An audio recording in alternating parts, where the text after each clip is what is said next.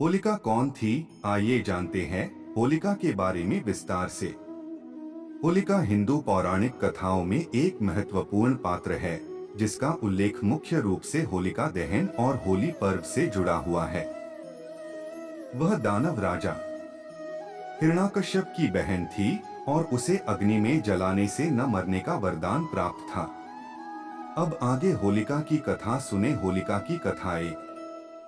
हिरण्यकश्यप और उसका अहंकार। हिरण्यकश्यप असुरों का राजा था, जिसने भगवान विष्णु से बदला लेने के लिए कठोर तपस्या की और ब्रह्मा जी से अमरता का वरदान मांगा।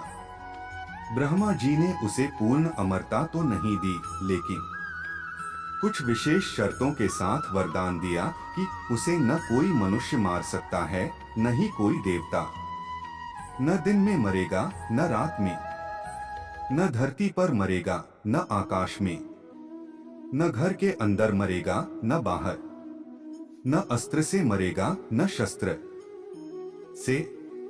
इस वरदान के कारण वह अत्यंत शक्तिशाली बन गया और खुद को ईश्वर मानने लगा।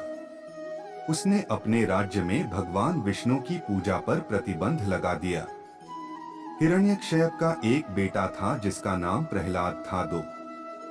प्रहलाद की भक्ति। हिरण्यकश्यप का पुत्र प्रहलाद विष्णु भक्त था।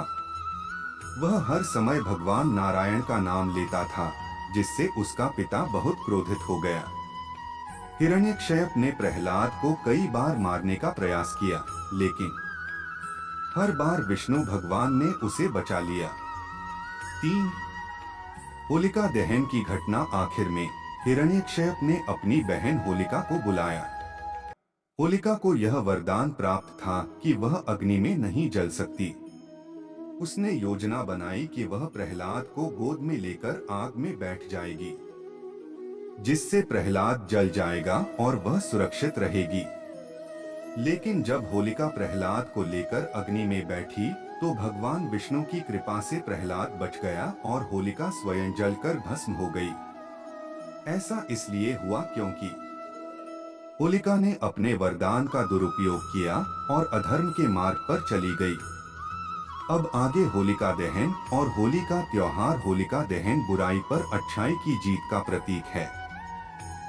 इस दिन रात्रि में होलिका दहन किया जाता है, जिसमें लकड़ियां और उपले जलाए जाते हैं।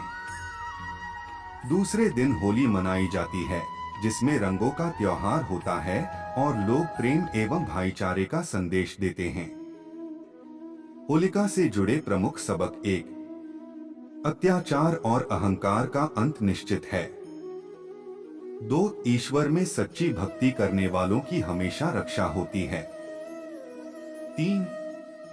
बुराई पर अच्छाई की जीत होती है। इस प्रकार होलिका दहन का त्योहार केवल रंगों का नहीं, बल्कि एक महत्वपूर्ण आध्यात्मिक संदेश भी देता है। धर्म और प्रेरणा से जुड़े ऐसे ही सुंदर संदेश पाने के लिए हमारे चैनल से जुड़े अभी सब्सक्राइब, लाइक, शेयर करें और अपने जीवन में सकारात्मकता लाएं। धन्यवाद।